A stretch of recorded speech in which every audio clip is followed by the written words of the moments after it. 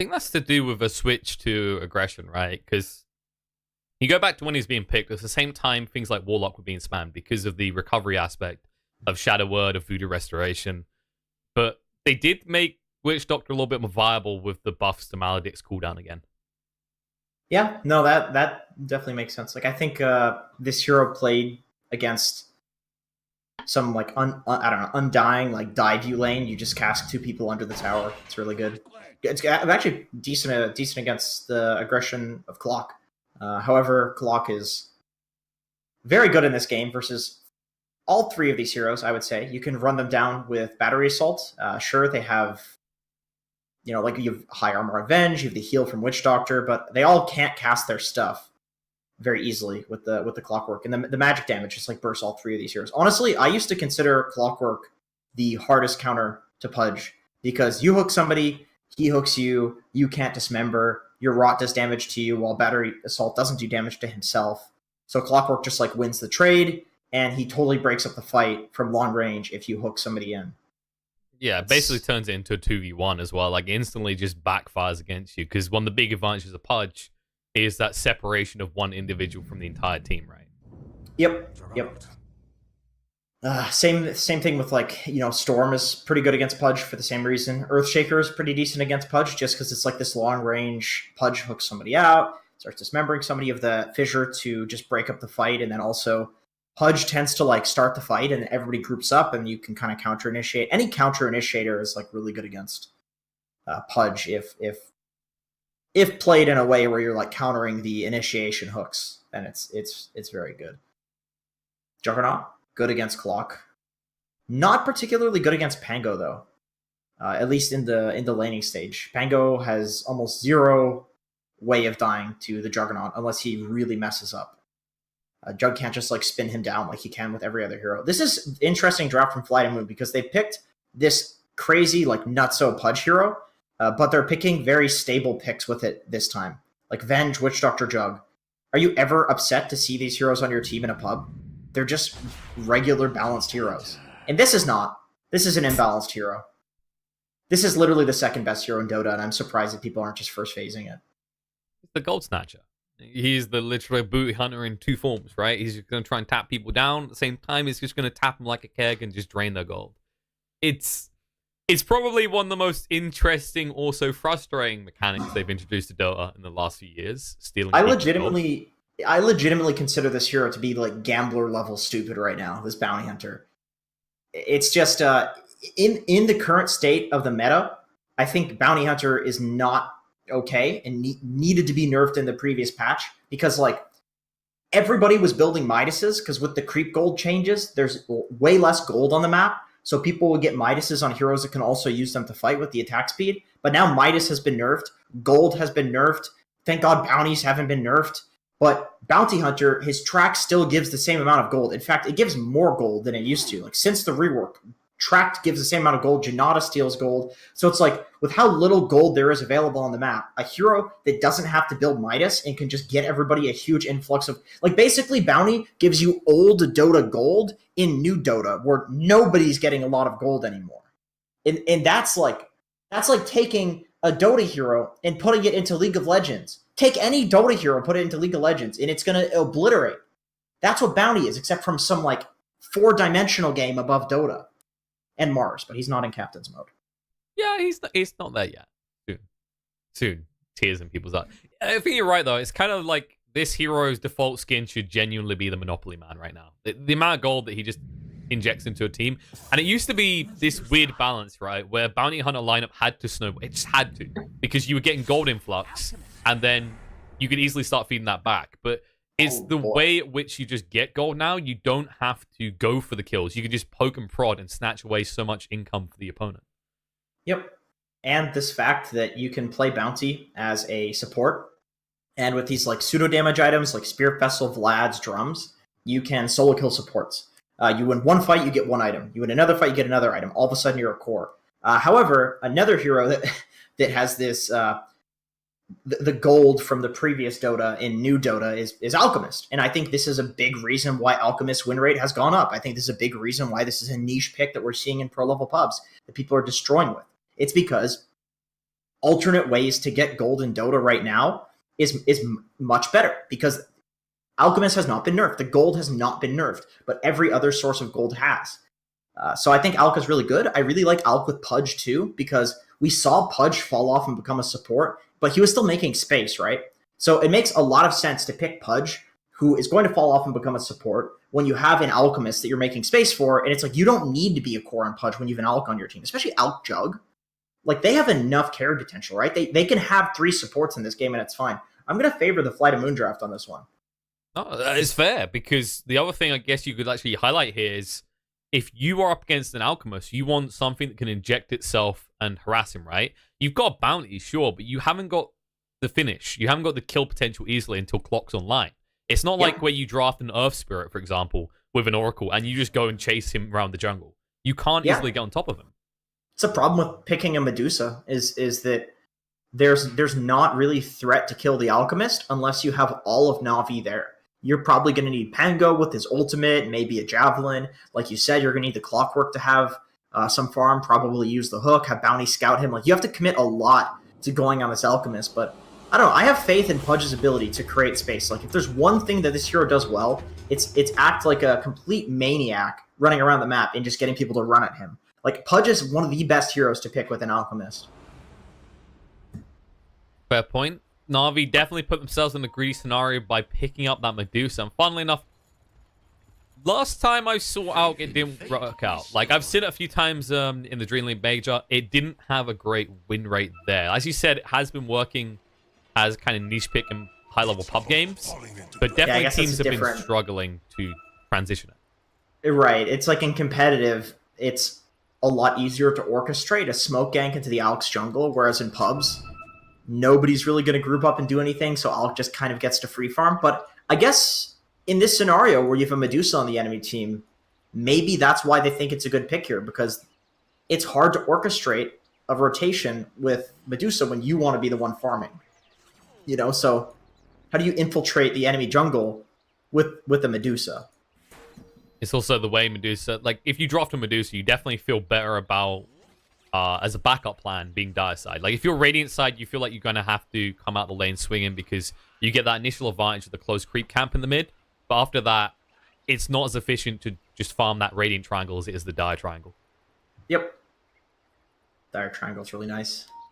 It is the glorious spot. They honestly, if there's one thing they need to change just because it's been that way for so long, it's like the Dire triangle. And probably something with bounty runes, too. Oh, Blizzy. He's just snatching the runes away from Yoki in the top. Yoki has the Flesh Heap level 1 once again, so, you know, he's healing to full HP with the harass. No fear, bot lane. Yeah, he's going down. Nice rotation from Na'Vi. They get themselves Rune of Edge, and they get a kill. Yeah, that's really bad for Windstrike, because this is an aggressive tri-lane, so losing First Blood in aggressive tri-lane is really bad, because it means Na'Vi might get level 2 before they do. Soneko's actually TPing straight up the top. They're doing a rotation. They want Medusa versus the Pudge. By the way, they're doing a BH mid. Yeah, that's someone we didn't actually get a chance to highlight, is the Bounty Hunter mid, just instantly looking to snatch gold away from the Alchemist, stop any ramp up. Yeah, and it makes a lot of sense because this is a Spirit Vessel builder too, so you can get an early Spirit Vessel and kill the Alk. There's a timing where you need to kill the Alk before he gets a Manta Style with the Spirit Vessel, but a lot of the time on a supporter and offlaner, Alk actually farms the Manta Style before you get the Spirit Vessel, so he's a lot harder to kill. So this allows for that timing where they can kill the Alchemist. I really like this laning setup that they have from Na'Vi. Definitely instant punishment as well, because I think the kind of comparative here is Alk on the Radiant versus Dire side. In these early levels, better to be Radiant side. If he's on the Dire side, you can punish any attempt to greedily farm jungle and lane, because it's so far away. Yeah, that's true. You can't just sit in experience range for the mid lane while also jungling, which it's nuts that you can do that on Radiant. I think that's something that's probably going to get patched in the near future. Yeah, it was very indicative of a lot of Alk and Medusa games when they first made that change. It's like, okay, these Medusas seem great on Dire side because that triangle, but then they were instantly getting better value, especially when they first released the patch and everyone was spamming Wraith Bands. Yeah. It was just so much better to actually be Radiant side. Yeah, Kunkka too is a big one. You just like Tidebringer the camp, stack it up. Tinker even can march the mid lane. Fight. He's living. He just about lived. Salves up as well. They get the kill on the Chew. Okay, that was living life on the edge. Some serious aggression coming out there. But yeah, no, I think it's just... I'm 100% with this. I don't like this camp being accessible like that. It's just an insane booster to the Radiant side, which already has a huge advantage with the Roche Pit. Right. I think, I think that it's cool to have it for like a little while just to see what happens. But after, we've had a few patches of it, it's time where it's kind of like, all right, we can change this now. This is a little, because in every single game, Radiant mid laner is just, it's so much easier to play Radiant. At least in pubs. And deceptively, it's kind of ending up that way right now, because look at the CS. Okay, Alk has a huge advantage. Look at the net worth. Not that big, actually. He's losing most of his gold to crystallize. Yeah. Janata, what a spell. It's like he's just ramming a funnel in his own throat and forcing Iceberg to feed him. Yeah. Although Crystallize is having to funnel salves down his throat, too, because he's taking all that acid spray damage, so... Pretty rough for him. He did pick up an Orb of Venom as well, just to try and snatch extra gold. Point here as well is Iceberg has to keep funneling out regen. It's not a one-way war where you're just basically winning an attrition battle. They're both suffering in terms of actual items being picked up because of the salves, because of the tangle. I feel like this is a common thing in the mid lane these days, is where you both just pressure each other and then buy a regen, and neither of you are really farming. It's kind of like, all right, let's agree to disagree here, and we'll both just farm. Oh, hitting each other. Right. Well, I think you favor your Alk if that's... You favor the Alk if you make that agreement, for sure, so... No fear. Taking a lot of damage to the top. Snako chasing him down. Doesn't have the mana for the cogs, though. Magic Missile come out just to make sure Clockwork can't do anything more. Medusa chased away by Yoki. God, that level 1 rot is just awful. You can just walk out of it. Just, like, hits him once. Like, this is a reminder that soon I will slow you enough to kill you. Soon. The problem, too, is that Pudge has the lowest BAT in the entire game. So... You hit somebody, and if you instantly like don't cancel the backswing, they just run out of the rot instantly. It's just such a sad life. It's not like you're a fast hero that can afford to go for an Orb of Venom, right? Like, you're so slow. You want to win lace, you want boots, you want all these things. Yeah. Neko, is he being baited in? Magic Missile's going to come out looking for 10 around Yoki. He has to go for the hook. Gets the deny just afterwards. Nice. Free trip back to base. Just living life a little bit close to the edge. Worked out, though. You take that, man. That's +1 flesh heaps. Also, OP advantage for Pudge. Remember, he can deny himself, as we just saw. We already knew that, but something most people forget. Most people just try to deny themselves to towers these days. You can kill yourself and be back very quick. You don't get that longer spawn time because you died on neutrals. Yep, that's one of the few things about Pudge that makes him not a bad support. It's just that denying yourself to the tier 2 doesn't cost that much. It says 100 gold each, but it's not... Ooh, can they get the track? No fit. No fit. Can he actually get killed by Roche? No, he can't. They got his attention. That's a track kill. Easy money. A rotation by 4 heroes towards the Roche pit pays off. Ooh, Sneko. He might find Iceberg really low HP. Yeah, he doesn't have a shrine either. He sees him. Yeah, he can get him. Snakeo's going to move forward. TP's coming into assist, but it's too late. Barrier Assault. Can he connect? The creeps need to move away, and Iceberg, he's dead. Always want to fly. He just offered himself up as tribute as well. There's a 2-on-1. Can Sneko bring him down in time? He's going to be stunned up. It looks like he should fall for this. Wins strike. He has a 1-charge. He's baiting it. Yeah, they need to be careful. Always want to fly. One more hit will do it. Sneko. He does go down. Always want to fly. Will just about live. A little bit too close for comfort. Yeah, that was some nice nice baits. I think always want to fly felt pretty confident there. Just kind of baiting in the Clockworks to the bench. Because they held the bench stun for a really long time there. I think if they were truly afraid, you'd see him just throw that out instantly. But they were baiting. Although, I mean, when you solo kill an Alchemist and force 2 rotations from the supports, that's... You don't care. You're happy with that at that stage. You're cool with that. That's space created right there. And actually now, Bounty Hunter has more gold than the Alchemist. Yep. That's a level 3, actually, Janata. With the phase boots, I don't think anyone can lane against him right now, right? No, I don't think so. Doesn't even go for the invis. Doesn't need it. That is just a nice little microcosm of this patch in a nutshell.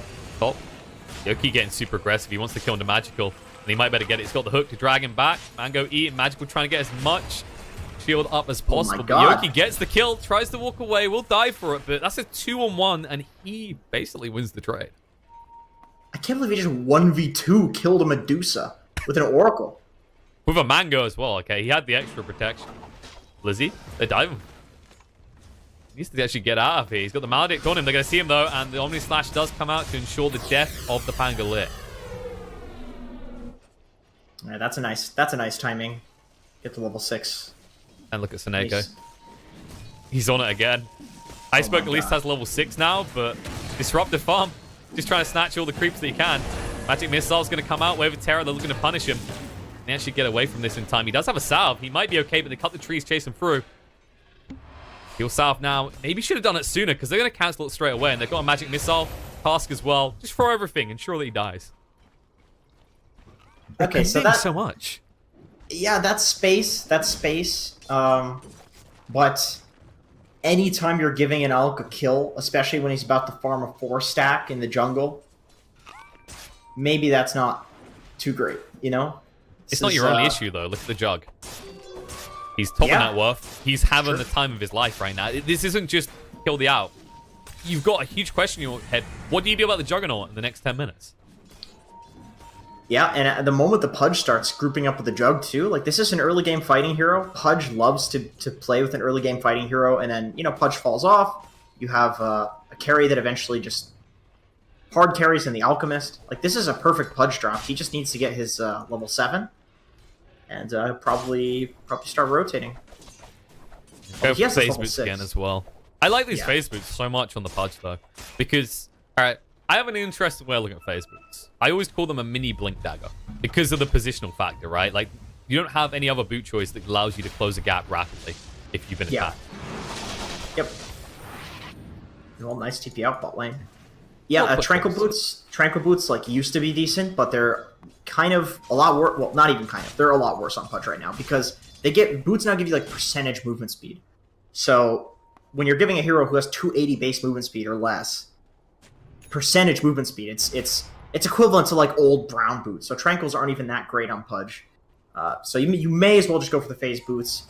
Use that phase for the gap closing and get the armor. I think as a support Pudge it would make a lot of sense. It's just that a lot of the time you can't afford it. But as a core, I mean, you can certainly afford it. And I wonder if so yeah, no, he's. I was wondering, so 4-star and Vanguard. Meanwhile, Witchlock going down. I wouldn't mind actually. Like, Drums feel like they'd be pretty justified on a hero like Pudge as well. Actually, oh, nice use of Dismember there next to the creep wave as well. Creep camp ensures that Seneko loses a lot of health before the back resort interrupts the Dismember. And the hook through. Seneko gonna get low. Can Yuki get the kill? Yes, he can. Can he deny himself is the real question. No, he can't. While that happened, by the way, Iceberg got ran through solo by Crystallize. Yeah, this BH is shaping up to be a big problem. And, you know, giving this hero track kills is equivalent to giving Alchemist free farm in the jungle. So... yeah, time to give Crystallize more free farm. Hook shot in the mid lane. No fear's been found. No level 6. No swap. And soon, no life. I like that. Agreed from Crystallize. Like, wait, guys. Do you know how to soon? Oh, hook. Doesn't connect on the right one. Blocked by his own teammate. From the illusion? Probably not, eh? I hope not. Good God. That would be disgusting. Venge never being picked again due to that. Yeah. I like this go for the Vlads as well. I just like the way Navi's identifying this ramp up they have off the back of the Bounty Hunter. They just want to maximize it. They don't even need the Spirit Vessel because the Alk isn't an issue at this point, and they're farming so fast on Crystallize that even if he builds into the Spirit Vessel eventually, they'll still have it before he has the Meta style. So yeah, they're just building to push really early. And if you get good timing on level 12 as well, you can actually just have, for example, the Oracle start rotating with you and have him go for the Spirit Vessel because he'll get enough gold with the track kills. Yeah, that's true. That's a good point. Track, pretty good spell. Smoke coming up to the top lane. We got supports plus Pudge. So the supports... Yeah, but Seneko breaks it. He gives his life. But the problem is they can't dismember. Cogs on the 2 to ensure that his core can escape. Nice. Space for Alk, space for Jug. Yeah, that's good. That's really good. I really love this Flesh Heap max build, just because it lets you, and then going for the Rot, just because it lets you jungle, and Pudge suffers immensely when it comes to just farming around the map. You can't jungle on this hero. You don't have the armor for it.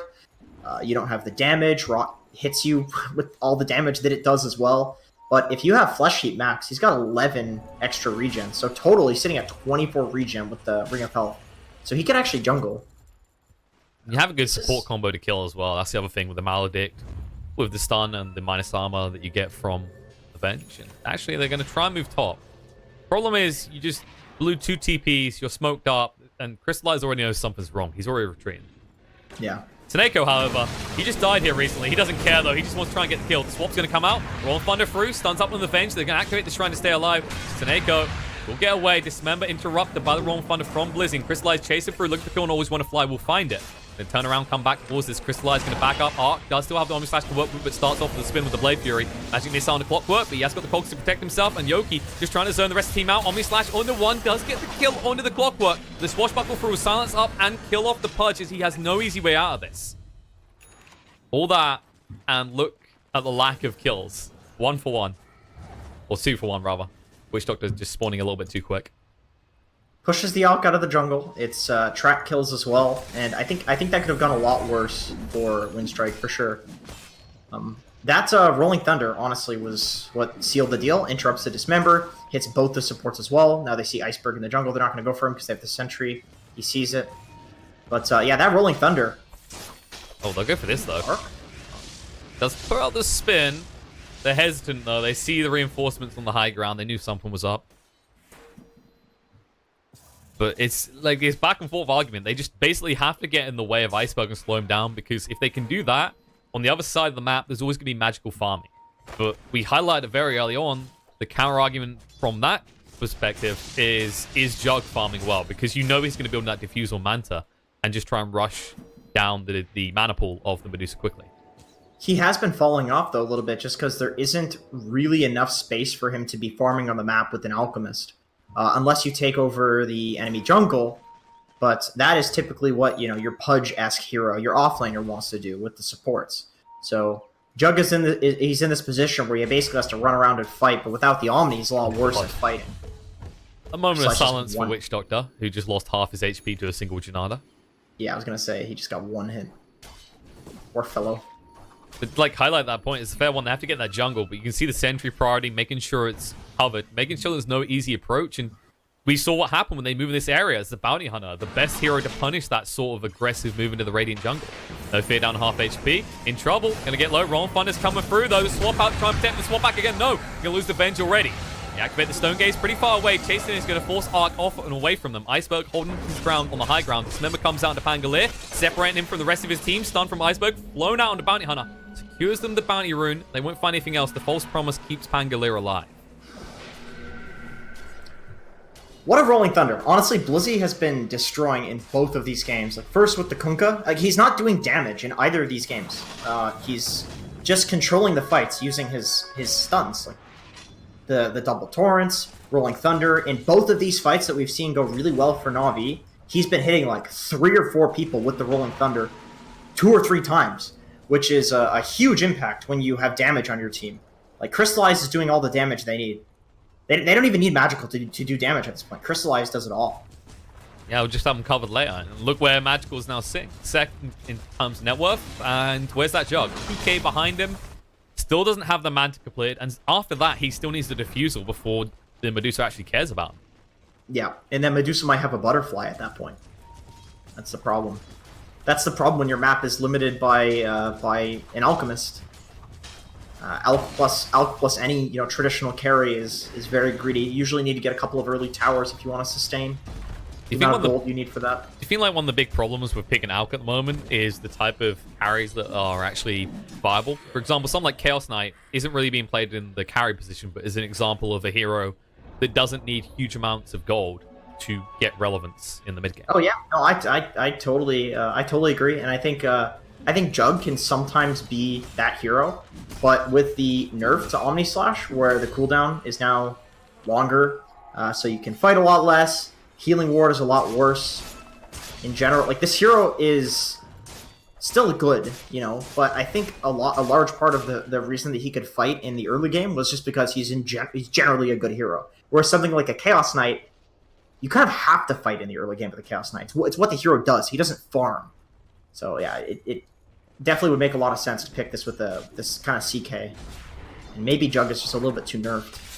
It's kind of awkward because it's definitely a hero that needs to feel like he's ahead as well. You always want to be one item ahead of the other carry. And that's kind of the beauty of the Bounty Hunter pick in this game by NaVi is Crystallize has been able to just inject all this extra cash and ensure the Juggernaut usually feels poor.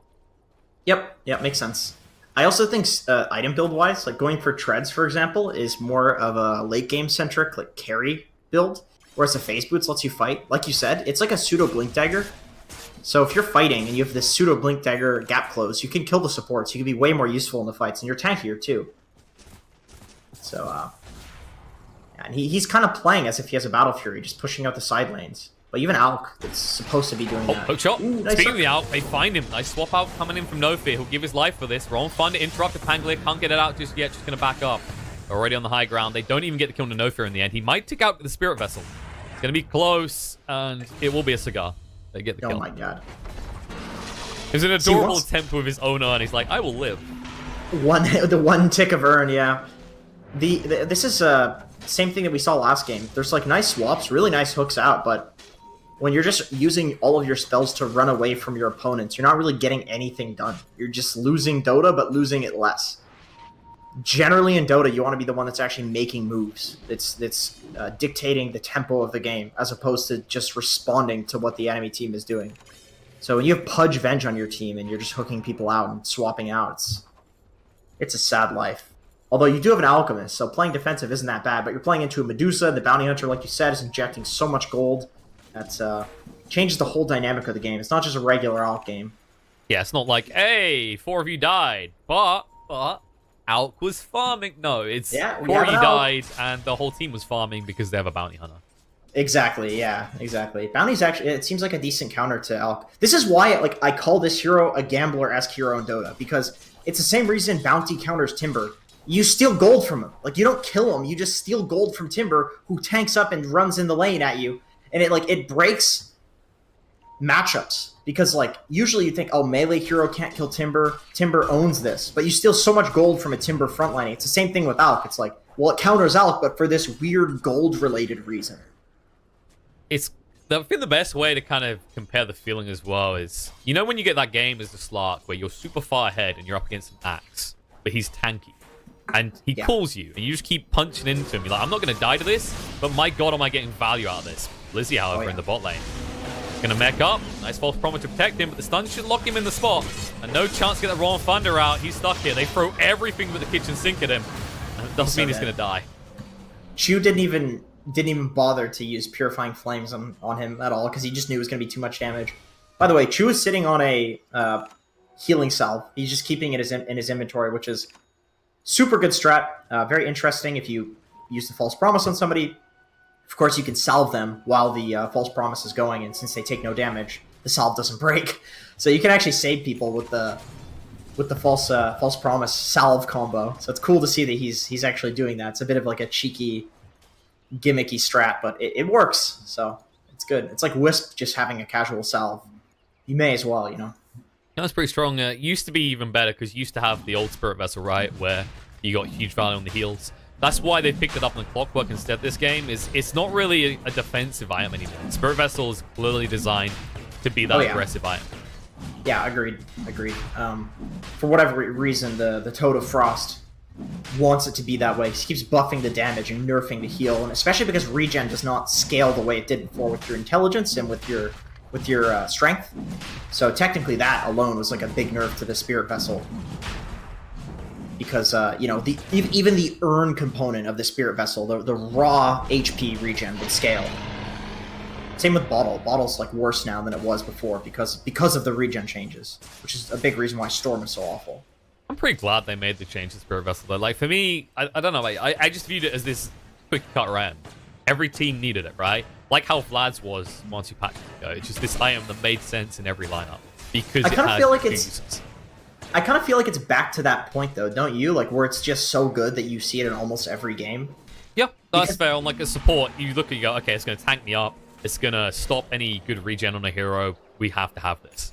Right. We're like in this meta of pseudo utility damage items like the Vlads, Helm Dominators, Guardian Greaves on damage heroes like SF, Queen of Pain. It's this like mixing damage with also utility items and fighting, which makes sense like in an early game fighting meta to build items that do these kind of like dual aspects where you're not just building into, pipe or something like that.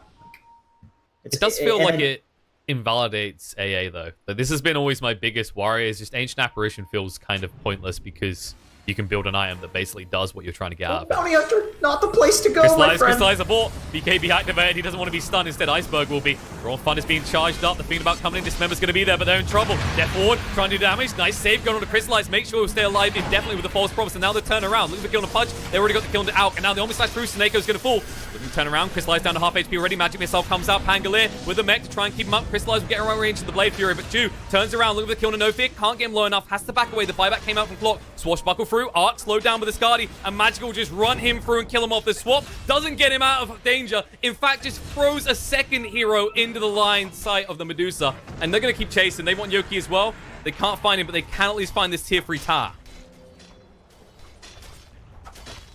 Medusa's a problem. Skadi Manta style at 23 minutes into the game. I don't know how they kill him.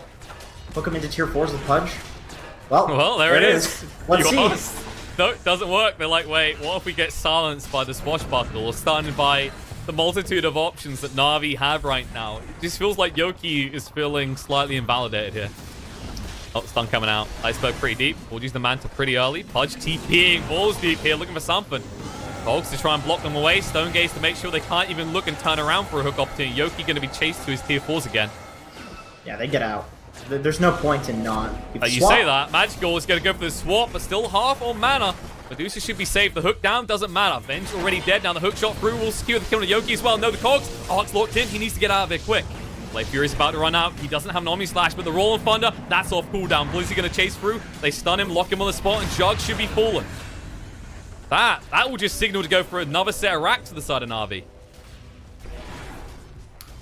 So yeah, that's the typical issue with Pudge and Venge as heroes when you're behind, is like you swap the enemy team in or you hook the enemy team in, but then they just kill you because they want to fight in the first place. It doesn't matter if you're repositioned. You have a GG. 10k, 13k gold lead. So I think the big story of this game, when you think of that combo you're talking about where they just want to swap people and they want to drag people in, it's not, oh god, the Medusa, they swap the Medusa in, they can't kill her. It's not this bounty hunter, it's pretty tanky. It's even if we weren't this stage when Na'Vi ran out of the laning phase so strong, you're still up against a lineup that has an Oracle that will always save with the false promise on whoever you swap into the mess. Pretty good counter. Pretty good counter to single target, this Oracle hero. I would also like to say that the counter initiations from Blizzy in both of these games has been absolutely phenomenal. I can't like think of a single team fight where he didn't hit 3 to 4 people with the Rolling Thunder. Even the Jug, like he bounced off the fountain to hit the Jug with a second hit of the Rolling Thunder after the Jug's Manta, which secured the kill on the Jug, which secured the GG call. So it's like he's not doing all this damage, although let's look at his damage. So he did 13k. He's actually doing a decent amount of damage. I did the second most damage in the game. But he's also providing all of this teamfight lockdown. How do you ban this guy out, though, if he's just doing this on 2 completely different heroes? And Kunkka and the Pangolier. Well, that's just not the biggest thing here. I think is always came down to that Jug pick. And I just feel like that's what kind of hurt them more than anything else. It's not just the way that they play around this ramp up of the Bounty Hunter. As you said, it also comes down to Blizzy just having so many damn heroes that give good control. And maybe that is one of your big focuses, is you went too hard into the single target focus. And that meant, if you're doing that, who do you target? Because this Oracle, you have to ban Oracle if you're going for that. I think that's the biggest takeaway, is if you want to have a lineup that is focused around flipping one kill and going for another, Oracle is your most hated appearance there, unless you have the means to catch it. Right, I was going to say, like, you can ban it, but you could also just pick heroes that do well. Like, if you pick a Night Stalker and you run the Night Stalker at the back lines and you silence the Oracle just by, like, running at him, you can pick a Panda, you throw the Oracle up with the Panda, you can doom the Oracle. Like, you need something to counter the Oracle like you said, if you're picking a bunch of single target heroes that get countered by Oracle, which honestly is a lot of the meta. A lot of the meta is heroes are countered by Oracle, which is why the hero is one of the most picked heroes in pubs. And has with I think about 1,500 picks, he's got like a 52-53% win rate in pro level pubs as like the 6th or 7th most picked hero. So it's a very good hero in this meta, and especially if you're picking Pudge, Witch Doctor, Venge, Juggernaut, all these single target heroes, you know. Yeah, it definitely feels like Oracle is the name of the game right now. Like Pangolier gets a lot of fame in the limelight. He is definitely a hero that is ridiculous right now, but if you're talking about the way you want to draft, the way you want to pick early, you usually want to get the supports out of the way. And I just genuinely feel like there's nothing that really compares to the levels of utility control and beneficial elements of the hero that you get out of an Oracle pick. It's like Shadow Shaman and Oracle. Those are like the 2 best 5s in Dota right now, I think. That's true. Although some teams like the Shaman as a 4, understandably, for the Blink Dagger Rush. Right. Yeah, that's true. I guess I'm thinking like pubs. Like if you get a lot more control in pubs. You just do whatever you want. But that's NA pubs, all right? We're here in the CIS pubs, where that's true. Where the pudges don't quite work out as well as some teams would hope, and we got plenty of action here, folks. This is not the only CIS game. I believe they are gonna like kick us off the main channel and put us on 4 or something. I think I heard. Apparently, CIS don't have the same swing as EU. We just need a few TI winners in CIS. That changes. Maybe VP this year could turn that around. That'd be nice. However, we're gonna go to a short break. I'm gonna find out which series we've got next. Let me just have a look. Let me consult the omnipotent schedules, because I believe we are gonna have the winners match. So that should be NaVi versus either Gamble or Uva Jenny. I don't know who's won that series. I'll find that out. I'll find that out now. I should have that information. I'm incompetent at my job. I'm gonna go try not get fired for like 10 or 20 minutes, and then hopefully we'll be back with the next series.